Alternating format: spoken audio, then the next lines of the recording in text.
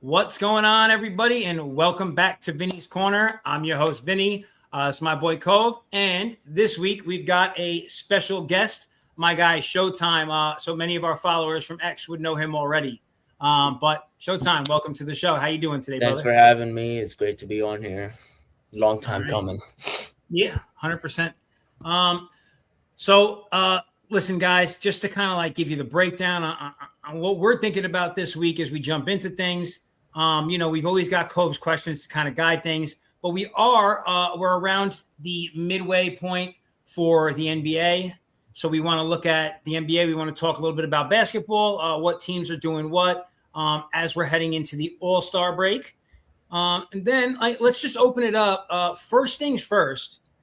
So yesterday, arguably the greatest head coach in sports history, in any sport, was snubbed on getting into the NFL Hall of Fame.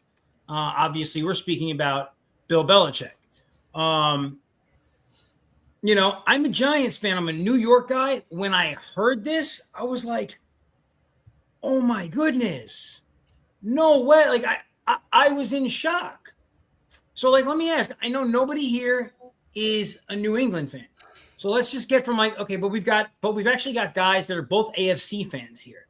So starting with the Dolphins, Showtime, what do you think about that? It's insane. It's insane. You can say all you want about Brady carrying his legacy, but he's one of the best coaches of all time, and the fact that he's not a Hall of Famer is a disgrace. Yeah, so one of the things they tried to bring up, and I get it, Spygate, right? The first Super Bowl, right, with the greatest show on turf and all that. And I understand it. I get it. Okay, but let's just say let's say that was the point, and we were like, oh, there was funny stuff going on up to here. They got caught up. They got penalized for it. Everyone was fined. There was suspension. Brady's suspension was Deflategate, whole another one. But, right, so there was already repercussions. Now, all these years later, and after that, he had a whole – so, Bill Belichick was a Hall of Fame GM and coach after that point, right? So if you don't even include what happened up to that point, and just look at all the Super Bowls he won after, right? He had a Hall of Fame career after that. So to me, it was just I don't know, it was egregious as the only word I could think of, right? Sure. And that's coming from a Dolphins fan, from a Giants fan. There's no bias. There's no bias in this. It's just so wild. Cove, what did you think? I mean, it's a snub and a message. Nobody with 8 rings and 330 wins should ever have. It's just I don't know. And here's my thing, I guess, right?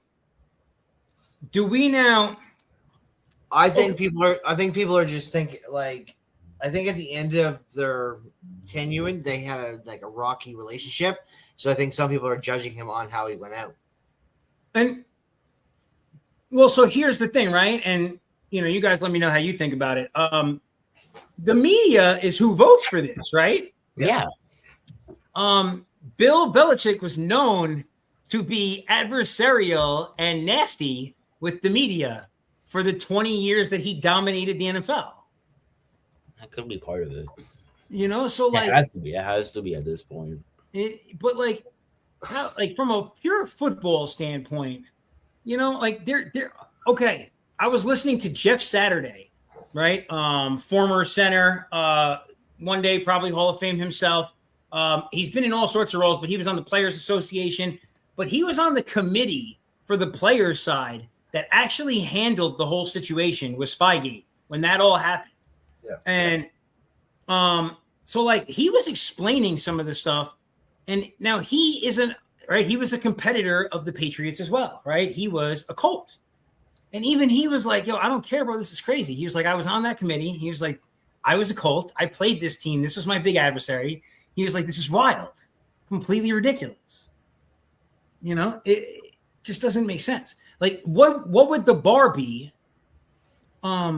to clear, I guess, now for another coach, like if Bill Belichick can't get in, like, how does any other coach get in? For real. Right? But now I know you say like media and fans and everything. Do you think the only difference I can see out of Belichick versus everybody else, and I was going to make a joke, but Vinny likes to make it PG. I'm going to say I know something else he's been putting 20 years into, but anyways, but sometimes that lifestyle choice is what makes people question things. I mean, if it's outside of sports, but like J.K. Rowling's, right? She's a person, and she does something outside of the universe, and then or says something, and then people judge her on that. So is he being judged for his personal choices outside of football? But like, okay, and like I get that, but that's not consistent, okay? Like I know it's not consistent. Some of the people who are in the Hall of Fame. Okay, listen, I'm going to point one out, okay? I'm a Giants fan. Probably the greatest defender ever, Lawrence Taylor. Mhm. Come on. I mean, in the public eye, Lawrence Taylor is not off the football field. He is not a good guy. Yes, but back then, people didn't give a shit about it as much as they do now. Like, how does it? It's just, and so I guess here's my thought. And let me ask you guys. So, Showtime, what do you think? If you have now penalized Bill Belichick for this, can Tom Brady still be a first ballot Hall of Famer, or should that just be a? I mean, he's arguably he is the greatest quarterback of all time. So I don't think he could be penalized for it. But that's like it's crazy. Media is crazy these days. Like, and this is the point. So you see exactly what Showtime just said, right? How would you penalize him for it? And that, right? And the media is going to take the same mindset. When they get to Tom Brady, they're going to say, well, Tom left him and he went and won a title elsewhere. Right. And they're going to make any excuse, even though Tom was also penalized, even though Tom served a suspension for deflate. Right. So according to the same criteria, Tom should also not be a first ballot Hall of Famer. But I have actually read somewhere that the NFL just kind of that gate has been just swept under the rug, and they're like, Tom didn't really do anything wrong. He did serve his time, but they're really not going to put it in the record books that this was foul. Supposedly, all the tape from Spygate from that time, the NFL destroyed all of it. Yeah, no, that's what I'm saying. They're going with that they didn't cheat, that it just didn't happen. It's just like, I don't know, man. This stuff's Protect wild. Brady's image. I literally looked it up before, and because I was talking to an England fan, he said Spygate was just expunged. I'm like, just like the USC title with Reggie Bush and whatever. It's like that. They just expunged it like it never happened. They were penalized then, but now it's not going to have an asterisk next to it. So now this kind of brings up just like the whole Hall of Fame thing, right?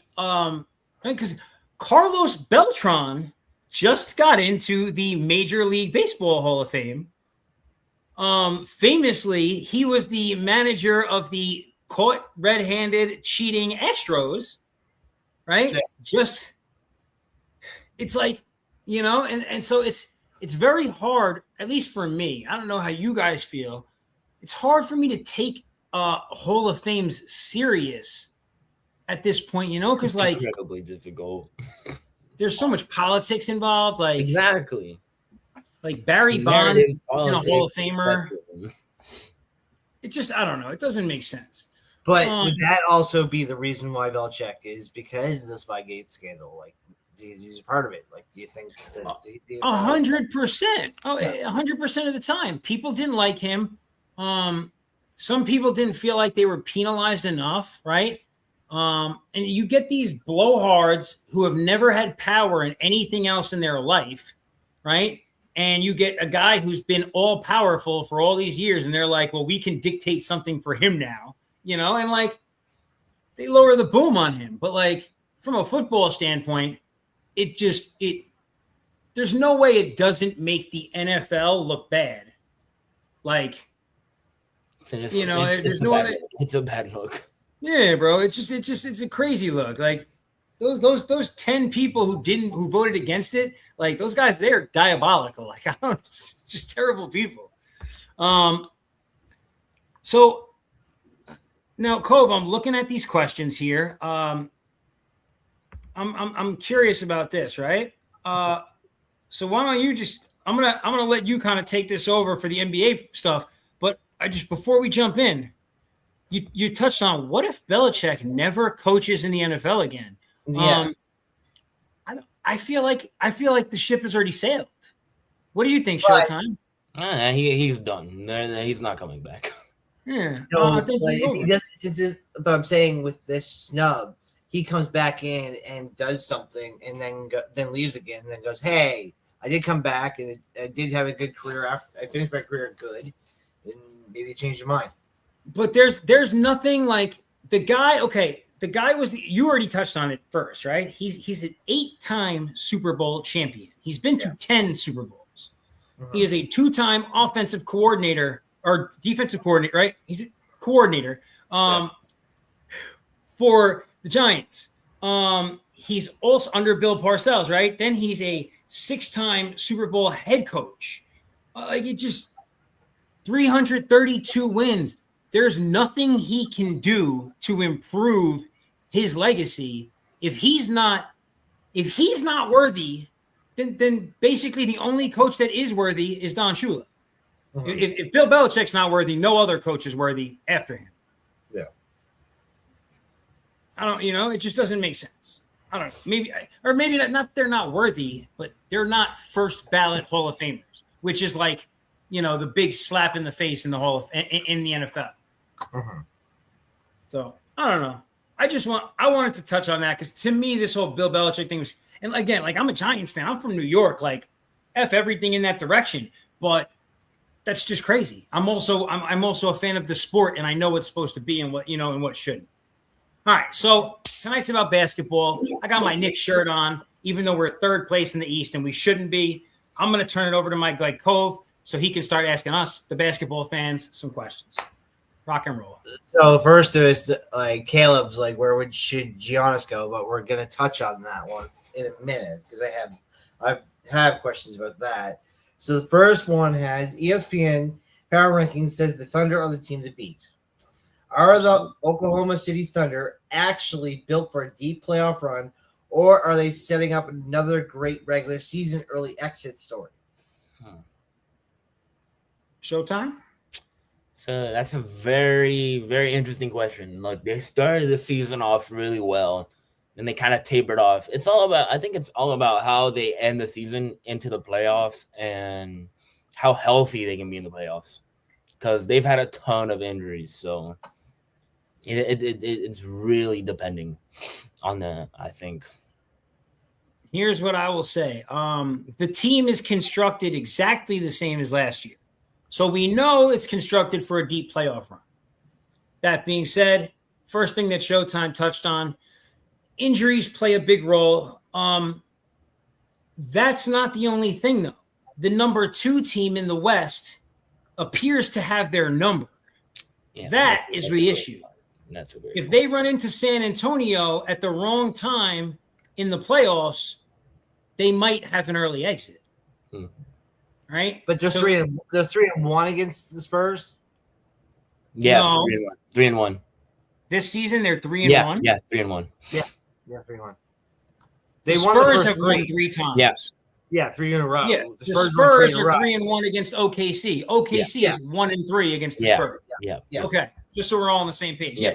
And this is my point, right? So in a series, the Spurs definitely, it feels like, have their number right now. So like they don't want to see the Spurs until they get to the Western Conference Finals. Yep. That's the truth. Hopefully they can figure it out by then. But I don't know if the Spurs are going to catch them to catch first place. No. Yeah. No, but look, regular season records, it can be very skewed because will be the first Spurs deep playoff run if they may even if they make a deep playoff run. Like this is a super young team, first time Wemby will be in the playoffs. Like who knows what will happen. Oh, it's very like experience will kick in. Like they're exciting. They're exciting. for sure. Like watching the Spurs is like, I mean, it's must see TV now. No, it really is. It really is. No question about that. All right, Cole, what's up? You really got to think about how young they are and how that will affect them in the playoffs.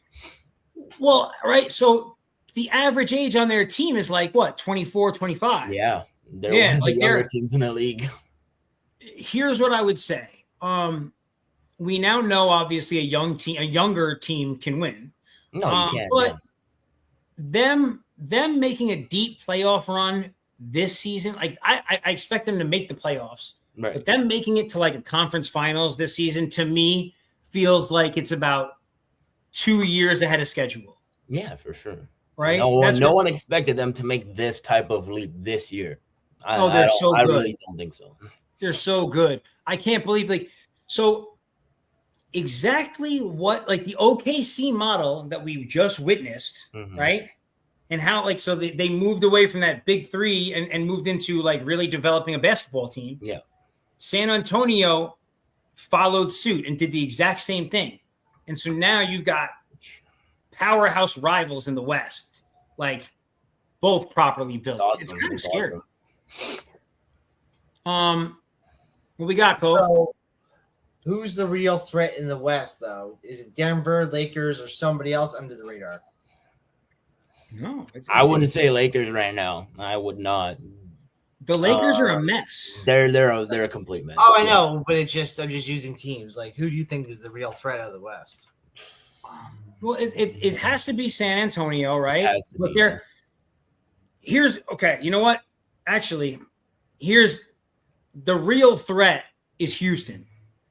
If Houston can stay in the top 4, right, and just if they just need to get to the playoffs as like a 3 or a 4 seed, right, put themselves in a decent position, then you've got the youth plus KD playoff experience.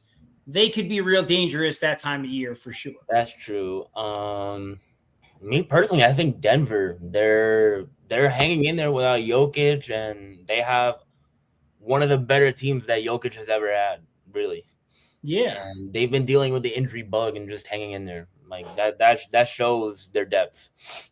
They've been interesting. Like a lot of the games I've been looking at them and like just because, and literally like this is how the books work. Just because Jokic is not on the court, some of these games they're walking into and they're like plus 300s, and like they're not a plus 300 team. Like, right. You know what I mean? Jamal Murray is still going to go out there and drop 46 points. Playoff Jamal Murray is a thing too. So, oh yeah, that guy turns it up in the playoffs. So, and he's been having an all-star caliber season. So, it's been, you know what, they've had a few guys on the team this season. I feel like that have kind of stepped up in Jokic's on. For sure, Peyton Watson is the biggest one. He's been one of their most improved player. Oh, for sure. And, I actually think, what's his name? Valanciunas has been better on defense than I expected him to be. Mm-hmm. And like, he's been like, even when he's in, he's trying, he's not a facilitator. No. Like Jokic is, right? But like, you can see his passing game has improved since he has become a Nugget. Yes. And so Jamal Murray's been way better as a passer with Jokic out. Yeah, 100%. Whoa, Cole, you. He's got his coffee and a joint now. The questions are about to get serious now. It's just like, yeah, it's getting real. So we're gonna go on the Giannis thing, right? I was gonna see. I keep popping out. Let's see. So reports say Giannis is preparing for a possible exit. If Milwaukee flames out, does the NBA trade deadline turn nuclear, or do teams wait until summer? And it'll be a wait and see if Giannis doesn't get moved. It'll be a wait and see. Yeah, but where would he make sense right now? Start him off, Show. He would make sense a lot of places. I want the Heat to go all in for him. I want them to go all in for him.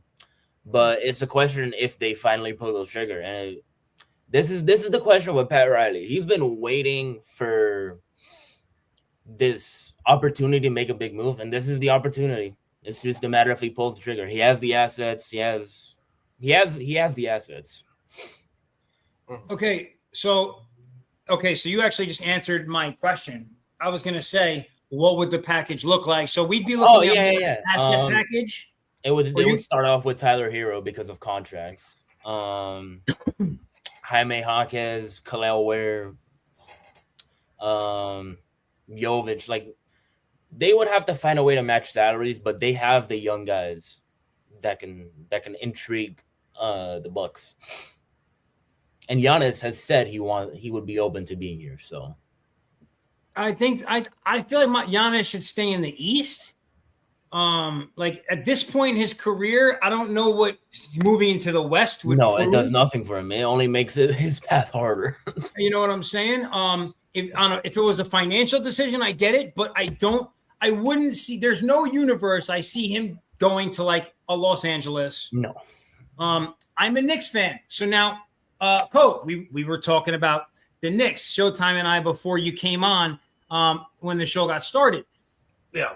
What does a Knicks? Everyone's saying that, the Knicks had an exclusive window to trade for him in the last week of August. We didn't get it done.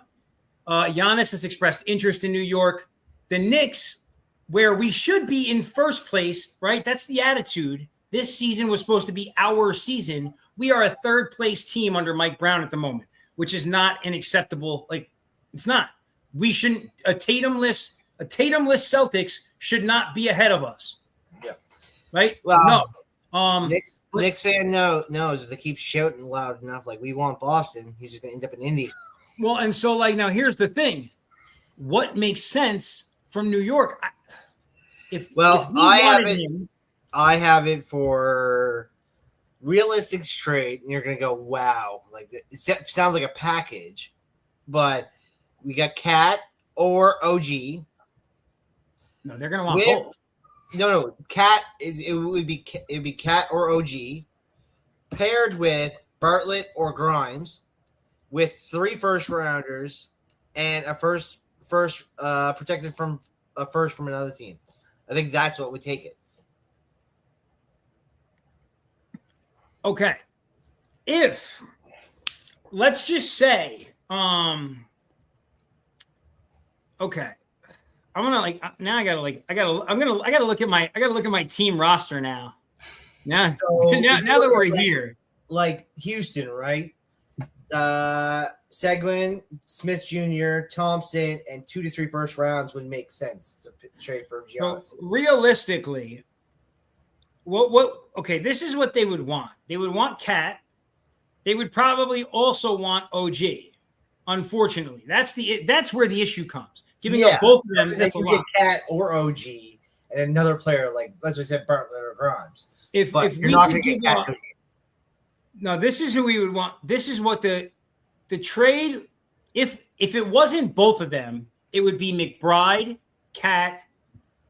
I don't know where those 3 first rounds would come from because we don't have them. Yeah, They were all traded for Mikal and OG. Yeah. Right. So I just don't know. I don't know if it's realistic. I understand the idea, but as a Knicks fan, I don't know that it's realistic because we don't have the assets to get him. Trade Spike Lee and you might win a championship. Dude, Spike Lee might be the curse. I don't know. Yeah, that's what I'm saying. Trade Spike, give him another jersey. I think Spike was a kid the last time we won. Yeah. The last time the Knicks won. And I'm not counting your Mickey Mouse trophy. Bro, nobody's counting the NBA Cup. That's not a Larry O'Brien. NBA Cup is not a Larry O'Brien. Don't worry about that. Oh, I've seen the Knicks fans be like, we won a championship. I'm like, so did the Lakers. So what do we think? So the Knicks really probably not that feasible. Miami would be a great one. It would. What do you think is most realistic right now? I really don't know. We don't know. We don't know. Because San Antonio said they're not going to move their young guys. I think Houston can pull this off. They have Houston. Houston has the most realistically trade that possible where I think Houston can make this trade and it would make sense. I haven't heard that name at all. That would be different. Like, okay, listen, it's definitely not the best idea. It's also probably not the worst, but I don't know. That's like it's a weird one. That one's I don't know about that. That's weird. That's a tough one. Here's what I do know. I can lock that. In the absence of Giannis, so I'm in a fantasy basketball league, and I have Bobby Portis and Miles Turner both starting on my team right now. Okay. And they are putting up outlandish numbers in fantasy because Giannis isn't playing ball. Yeah. Bro, Miles Turner put up 53 points in fantasy last night for me. W. That's great. All right, Cove. What else we got, big guy? That was really it for the NBA. I only had a couple questions because we're on a few things, so I didn't really focus a lot on to like just that per se. Like, so let me ask, before we jump ship on NBA, let me ask Showtime. If you had to give a power ranking right now, number 1 and 2, in my mind, San Antonio. Whoa, hold on. Start that over. OKC, number 1. San Antonio. Okay. I'd say Denver's a top 5 team. What about Detroit? Detroit, obviously. Yeah. You can't sleep on them for sure. Celtics with a healthy Tatum. I want to say they're a top 5 team because just the way they've been playing without Tatum. And their season started rough, too. So I would say they're a top 5 team. Now, is Denver, it realistic for Tatum to come back? Is he going to make it back? It is. He's actually supposed to come back. Yeah, he's supposed to come back before the playoffs. Bro. His recovery's going really well. But knowing, I don't know what the Celtics will do or not, but they could play it cautious. They could. They have the wiggle room to play cautious. Well, right now, I think I'm in agreement with you where, my top 5, really only one team is in the East. Right. So the Celtics are like a bubble team for me. They're around 6. Sure. Because I feel like they would lose if they played Houston right now in a series. They're not winning that. Mm-hmm. So Houston would be my number 5. But OKC, the top 4 teams in the West are pretty set in stone. Yeah. Yeah. OKC, San Antonio, Denver, and Houston. Those are the top 4 teams to me. Okay. And then because I don't know that Detroit would have 34 wins if they were in the West. You know what I'm saying? They have 34 wins because they're in the East. Yeah. You know? All right. Okay. So Cove, what are we going to next? What we got, big guy? So I have a quick one just because Showtime's here for a quick the Olympic break kind of thing. What benefits the most with the Olympic break coming up? So we're talking NHL. Which teams need to rest the most? Are contenders using this as a reset, or does it actually kill momentum? Honestly, I'm not into hockey a lot, but I watch the Panthers when I can. I just know I don't know on that one, honestly. That's an interesting question, actually. Yeah, I don't know on that one, honestly. Hold on. So there's for specific teams, I think the answer might change a little bit. Right? So you look at like he said, Florida, Bobrovsky. Bobrovsky's not going because of Russia. So Bobrovsky gets 2 weeks of rest. Does this help Bobrovsky rest enough, or does this hurt him by being sitting too long? That's kind of the angle I'm going with. Yeah, no, and so listen, I think from that perspective, right? So and actually, I was specifically thinking, as we were, I guess, let me say it like this. As I was thinking about it, I was specifically thinking about his team, the Panthers, because I was thinking to myself, what players are there any players that are hurt right now that might be coming back? And that was kind of where my mindset went to it, right? So I was just trying to look and see what players they had that were injured right now, but it doesn't really look like they have anyone hurt. So I think for like a team like them, for a team, right? So like for like a Tampa Bay, for Florida Panthers, I think it's beneficial because it gives a Vasilevsky, it gives Bobrovsky, it gives them a break, and sometimes you need that. I think as a hockey guy, you would probably know best, Cove. Like, does that time make a goalie cold, or is that good for a goalie? It depends on the goalie, really. Because like they're already over 50 games, so I mean, a break sounds like a great idea to me. Yeah, but you know what I mean. Like you've seen some teams in life where they were like, whatchamacallit, they're hot, and then they go into the next round, and they were like, all of a sudden they're like, they had a few days off, and then they look rusty, coming off a 5-day break. So that's what I'm getting at. It's like so some teams don't benefit from having 5 or 6 days off, but we're talking about 2 weeks. This is not 5 or 6 days. You know what I mean? Yeah. Yeah. I think it's gonna be one of those things that's a case by case basis, you know? Yeah.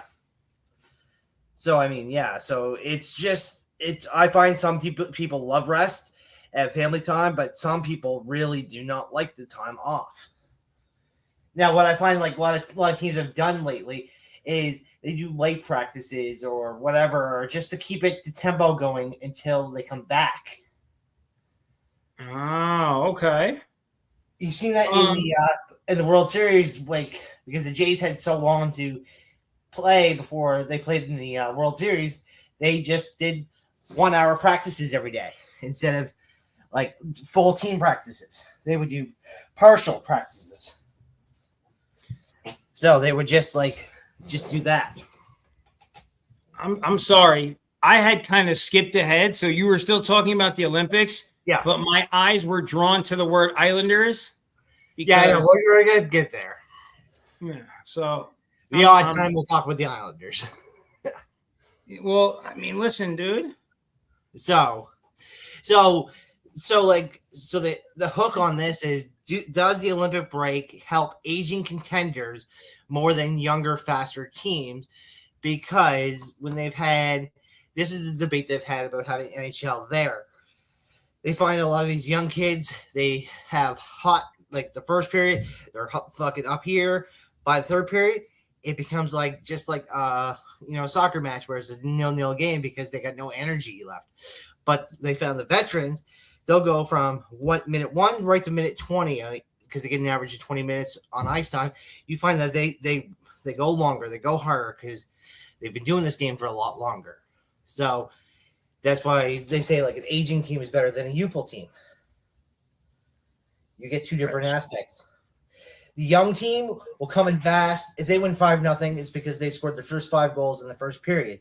An aging team would, like the Red Wings of '97 with that right wing lock, would be, they wouldn't even score till the third and just need 2 to win because they shut down the whole game because of veteranness. Okay, so I guess what my question to you is then, right? Based on what I'm looking at, like you had brought up the trade deadline, right? So what team, like, would you say that like a younger team who's hot right now, who looks good, they're not sure quite what they would want to go out and maybe pick up a couple of veteran players? Yeah. Right. And a vet team might actually want to see if they could pick up a couple of younger guys just to take some ice time away and kind of keep the energy up early in the game.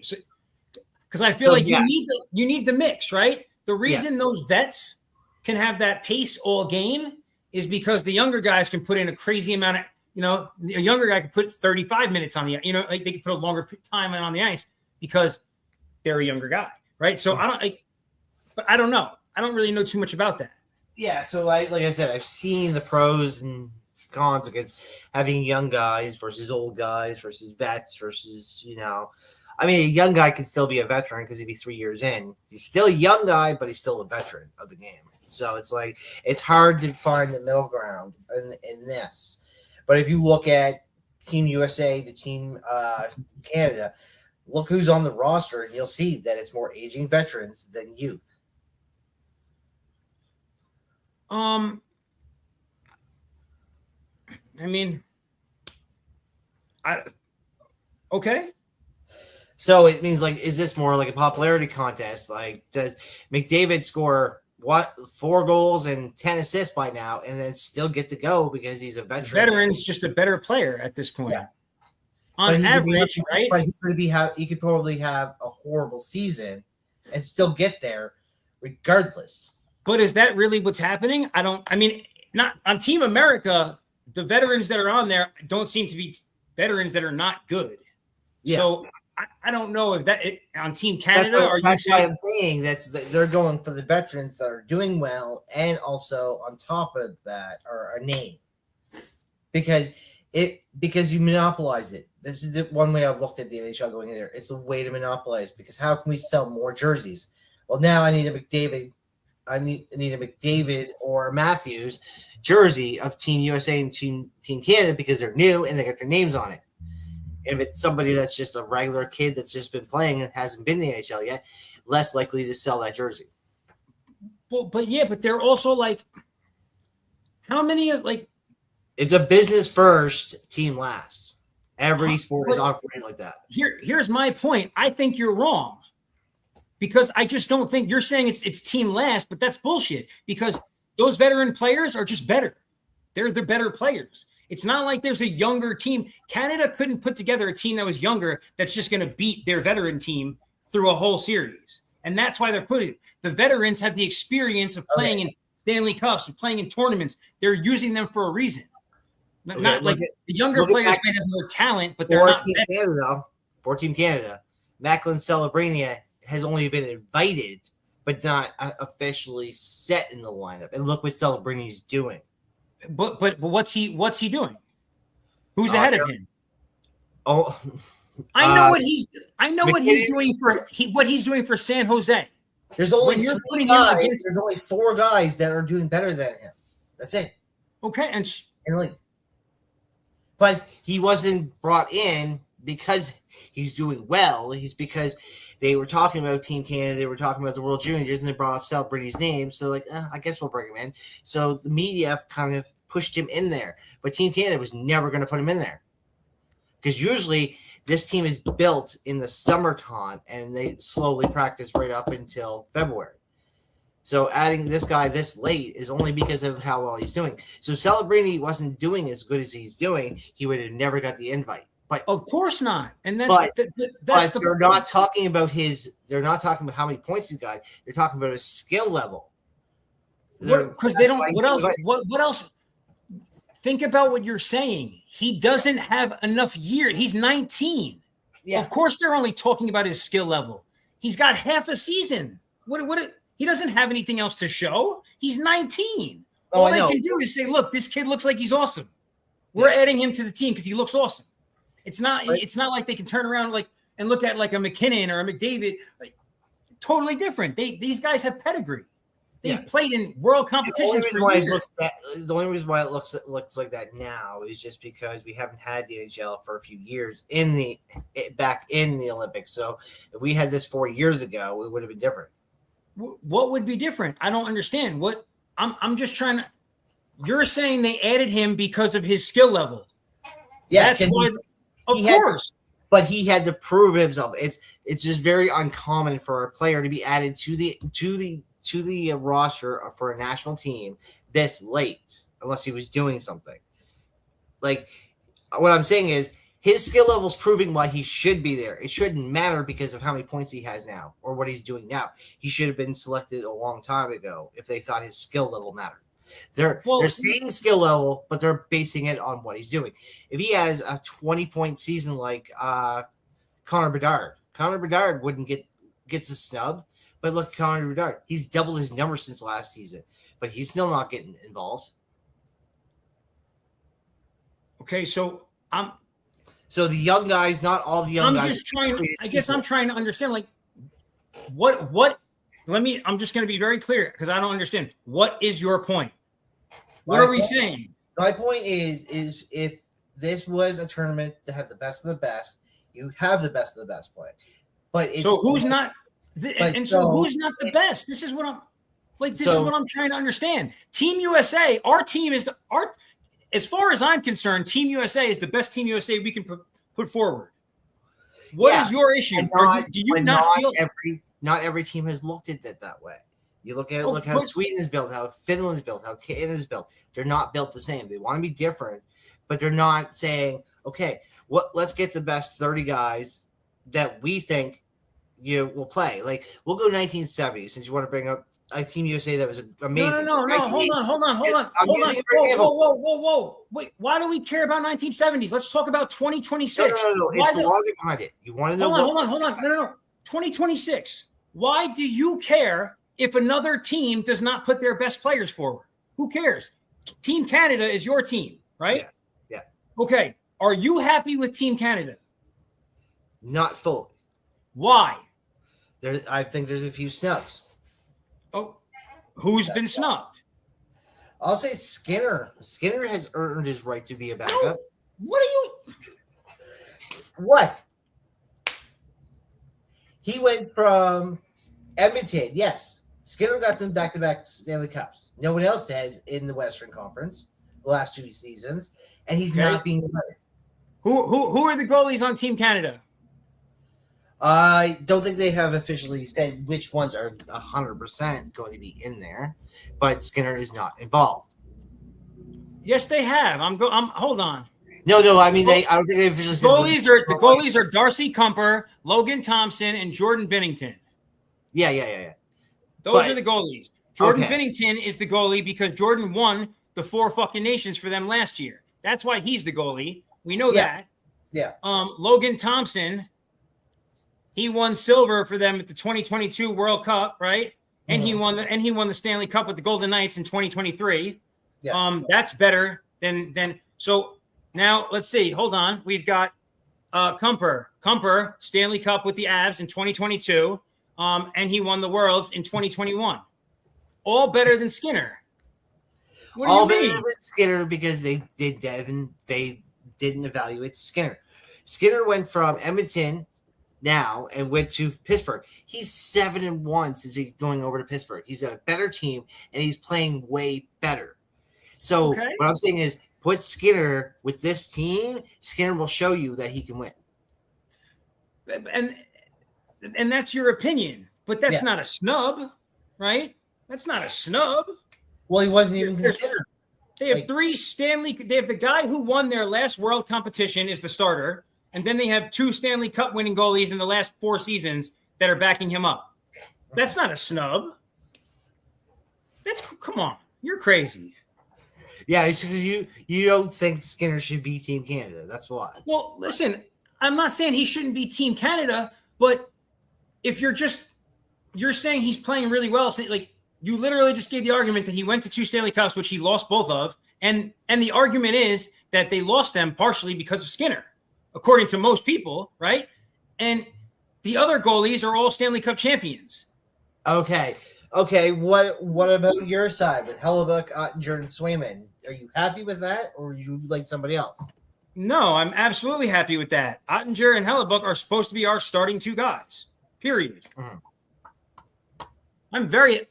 I think Team USA is going to win it all. I'll be honest. That's what I think. I think this is a Team USA year. Okay, but out of the 3, use the Team Canada logic on it. Where's the USA logic? Where's the Stanley Cup winners out of that group? That's no. You see, your logic is flawed because I didn't say somebody was snubbed. No, I know. I'm not saying that. I'm happy with my goalies. Like none of those goalies are. And that doesn't matter because that's not our evaluation. Yeah. You're trying to say that he was snubbed. Why was he snubbed? Because his last 8 games he's played well in? You literally just said because since he went to Pittsburgh, he's 7-1. He was snubbed because he's had 8 good games this season? It's just proving that if you put him in front of a good team, he can win. And that's fine. Team Canada obviously doesn't agree with you, and they're the ones making the evaluation. Oh Not yeah, me. no, 100%. I'm just Oh, just agreeing with them. I'm agreeing with their decision. I find it But, wild that I know. Binnington is the guy, Yeah. but Well, I'll Binnington tell won you their right last now, competition. with what the rosters I looked at, and I've already told you this, I don't see USA or Canada getting gold. It's fine. I'm literally betting my money on the United States to win gold. Okay. But I'm an American, and that's how I get down. Yeah. I back my country to win everything. I don't give a what Yeah. it is. I mean, if Canada wins it, they've proved me wrong, and I'm hoping they would. But I honestly don't see a gold-winning team out of USA or Canada with these rosters. So let me ask you a question, because I'm just thinking about this. So I was looking, and the reason why it came up, Showtime was looking at his phone, right? There's nothing wrong. You can look at your phone. Yeah. But what I could see is a baseball logo on his hat. Yep. And like, you're Johnny Baseball. So it just had me thinking, I'm like, okay, there, Miami Marlins right there. What are we looking like in the offseason so far? And I'm sorry to just switch gears from hockey. You're good. It's been we've made some good additions. Obviously, the Marlins are like a franchise that'll spend a lot of money, but we traded some pitchers for prospects, which is kind of what the Marlins do ever since they hired the one of the Rays guys. They're taking over, like, you know, how the Rays like to run things. They trade guys until they're up, you know, for their contracts, and try to build through a farm system. So yeah, I like how the team looks going into the year, but that is to be determined. Yo, it's actually crazy. To consider the offseason is winding down. That is crazy. Like, we're weeks out, guys. We're weeks out from baseball. As a Yankees fan, I haven't, like, nothing has happened that has, like, excited me. Like, Bellinger stayed with us. But, like, okay, look, I'm just looking at the biggest deals right now. It's a disappointing offseason for the Yankees. It really is. Pretty average. Yeah. Very quiet. Peralta to the Mets, Bichette to the Mets, Tucker to the Dodgers, Bregman to Chicago, Murakami to the White Sox. Big names. Alonso to Baltimore. Yep. Schwarber stays with Philly. Diaz to the Dodgers. Cease to Toronto. Mm-hmm. And the Yankees, all we did is keep Bellinger from going anywhere. Yep. Not exactly pleased with the lack of off-season work by the Yankees. No, but I have seen some people seriously talking, because you brought up Tucker, that there is rumors that this could be a lockout season because of this. The owners might stand up and lock out. I wouldn't say this season. Like, no, not this specific season, but by the end of this season. Oh, okay. By the end of this season, depending on how they could lead to a 27 lockout. Yeah. So a three-peat could lead to a lockout. Yeah. If the Dodgers just walk through this season and just take everything, they're just going to be like, we're done. We can't compete with this. They are paying fucking whatchamacallit, Kyle Tucker more money in, like, luxury tax because of this luxury tax than what teams pay in luxury tax. Yeah. Like, they were penalized hard for this, and they don't care. So just the fine they're paying to bring this guy on their team is more than most of these other teams are willing to spend on payroll. Yeah, that's wild. He's their highest paid player. Who would have thought? Yeah. Now, okay, so I'm a Yankees fan, so it's hard for me to weigh in on what this question is going to be. But you guys, right, both have teams that are considered. I mean, Miami's shouldn't be a smaller market team, but it's a super small market for baseball. It's super. Yeah. Are you okay with the current spending model, the lack of a salary cap? Do you feel like it's unfair? Is it just your team not spending? What do you think, Showtime? I would say it's just my team not spending. It's not about that the Marlins have a rich owner that doesn't spend. It's just the Marlins are just cheap, period.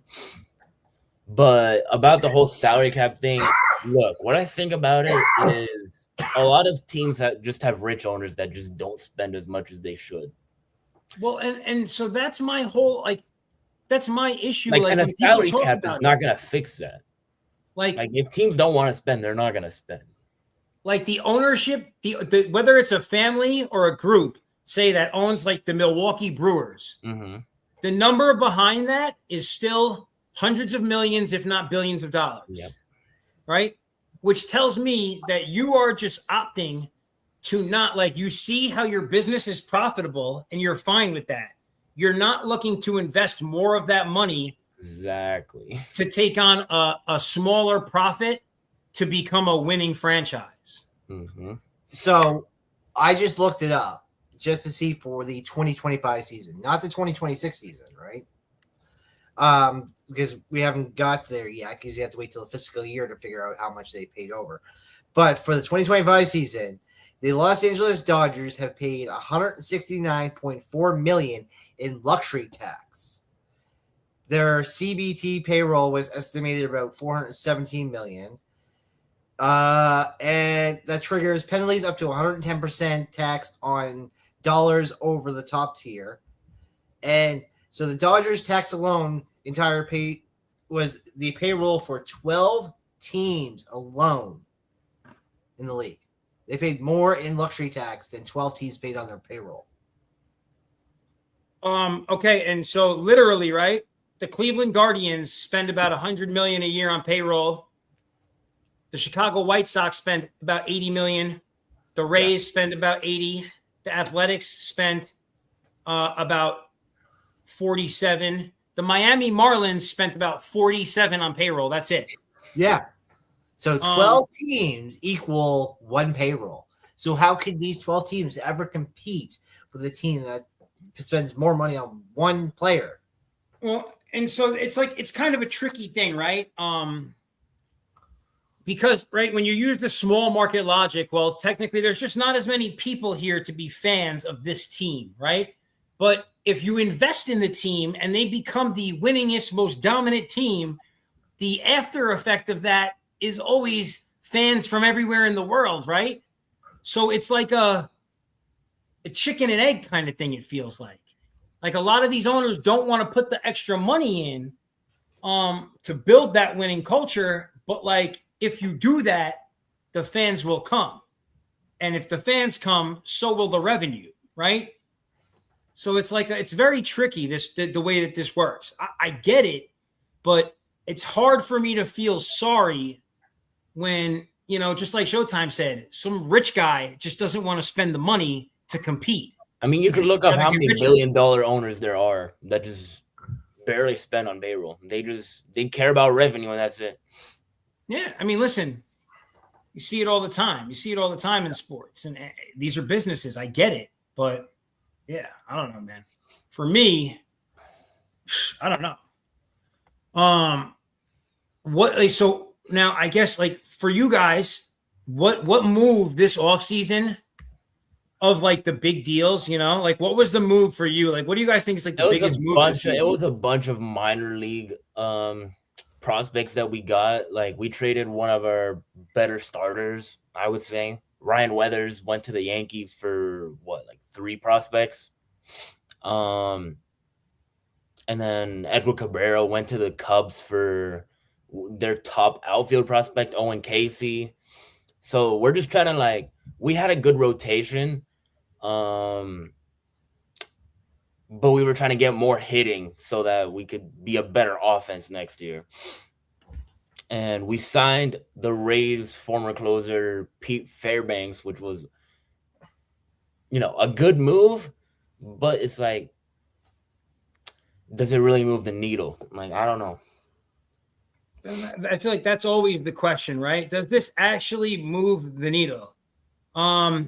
So the Yankees claimed yesterday, actually, the Yankees claimed Dom Hamill off waivers from Texas, right-handed pitcher. And then we designated a left-handed pitcher, Javian Sandbridge, for assignment. So I know, we re-signed Bellinger. We also acquired right-hand pitcher Angel Chavilli from Colorado in exchange for first base TJ Rumfield. And then we hired a new scout. Like we hired a new scout, like a new international guy to like do our scouting. Maybe we can get maybe this is the guy who's going to get some of the Japanese players to stop going everywhere else. Like it's unbelievable. You can't get a single Japanese star to come to New York City. And they've been rumored for a lot of Japanese starters too. They just end up going to LA with their whole super team. Bro, the fact that Murakami went to Chicago? That's crazy. What are you kidding me? Like I don't know what I have no idea, but hey, as we're talking about moves, I am thankful. I mean, I love it for you, Cove. As a White Sox fan, I love it for you. Oh, I know. But I love it also because of losing Robert. We got like if you're a Blue Jays fan, if you're a Blue Jays fan, if you're an Angels fan, if you're a Giants fan, if you're even like a Padres fan, a Yankees or a Mets fan, you should be looking at this going, how the fuck did Chicago get this guy and not us? It's crazy. It was out of left field. Left field, bro. It is out of left field, but it's because I've looked at being a White Sox fan. I've looked into it. Their new owner, the deal he has with Jerry is very weird. But it's like 26, he can only do this. And by 27, he can do this. By 28, he can do this. So every year coming, this new owner can change the way he wants to build this team. So by now, he has a good 40% stake in the team. So like, it's really going to be his money. Who he signs now is going to be pretty much coming out of his pocket.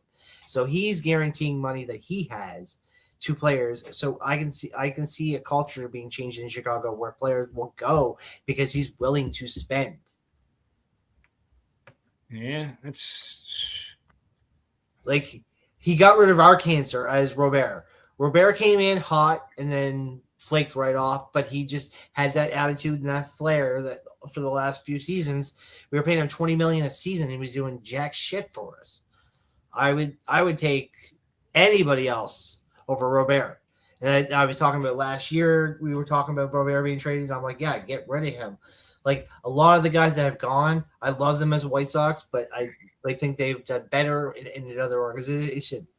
And we have an upcoming future like Detroit, because Detroit had a minor league system that we now see as Detroit being amazing.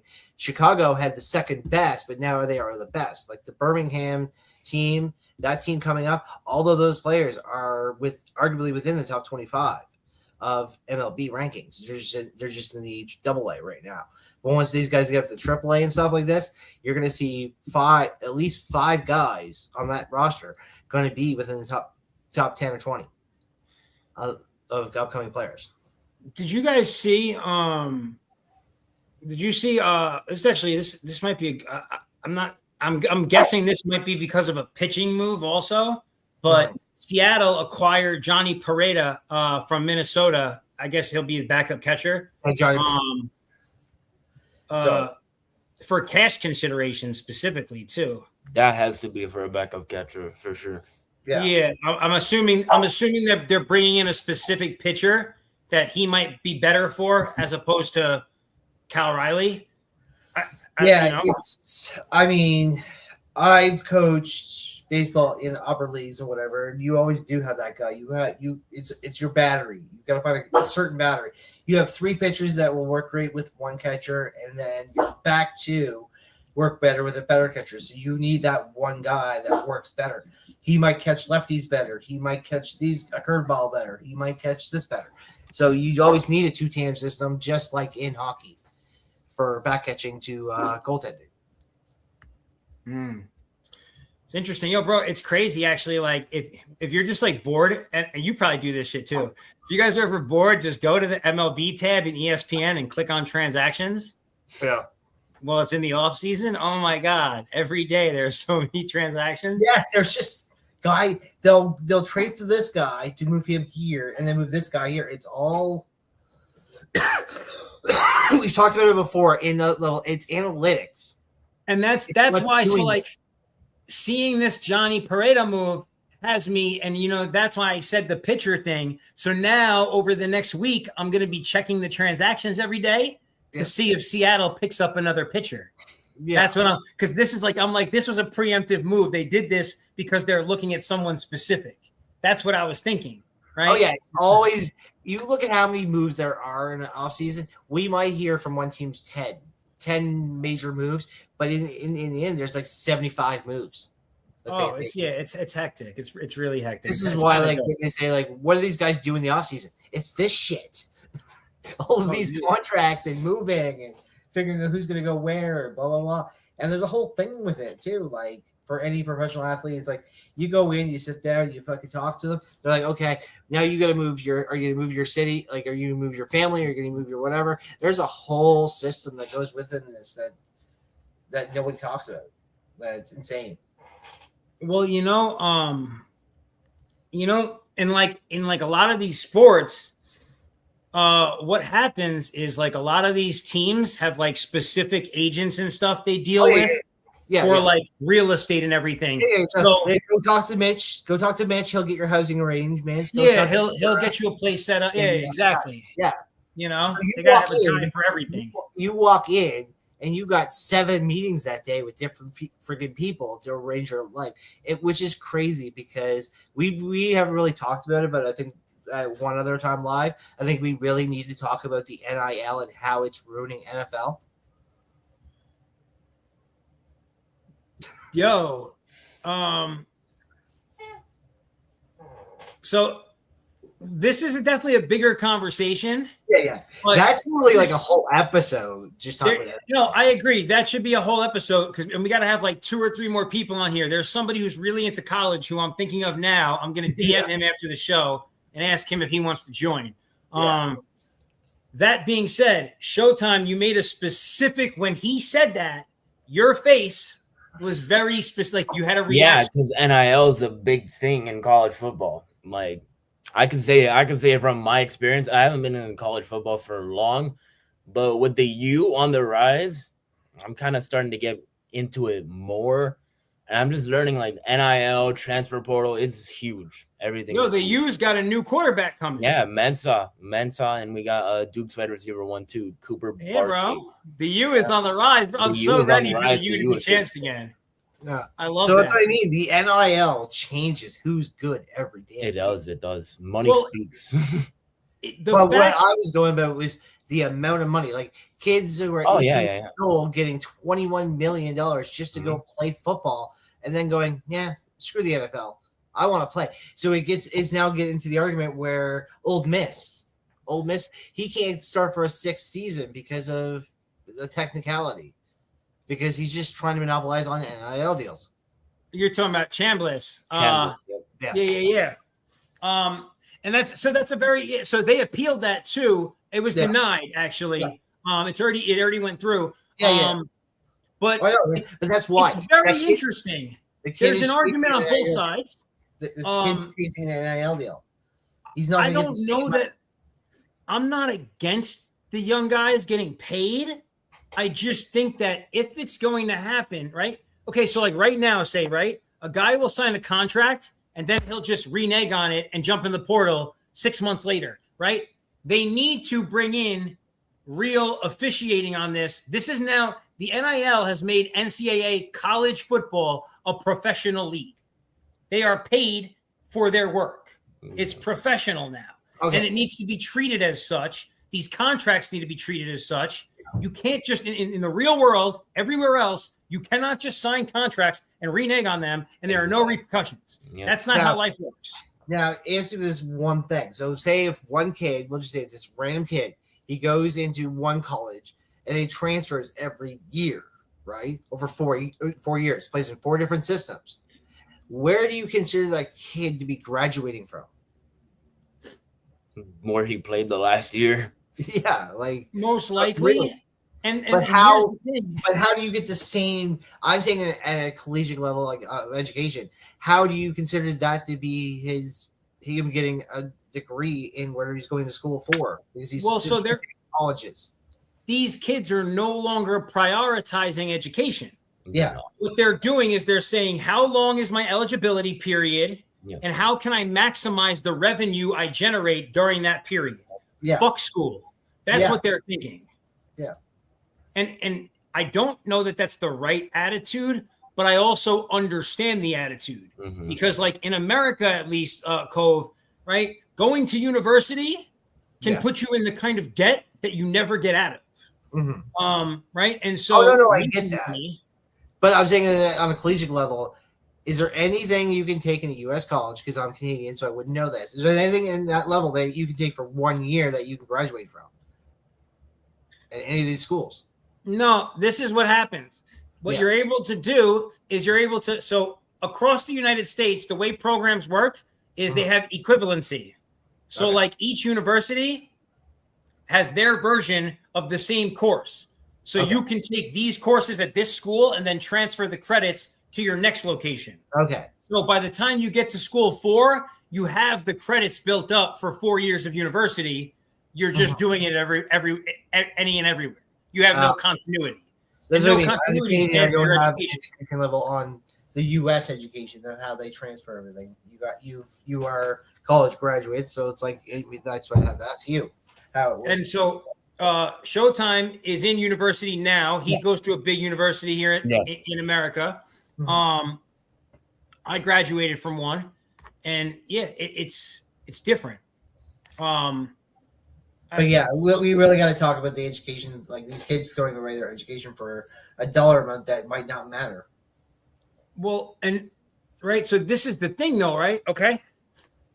If you tell somebody in the next 3 years, you can earn $25 million. The next 4 years, you can earn $25 million going to these schools, right?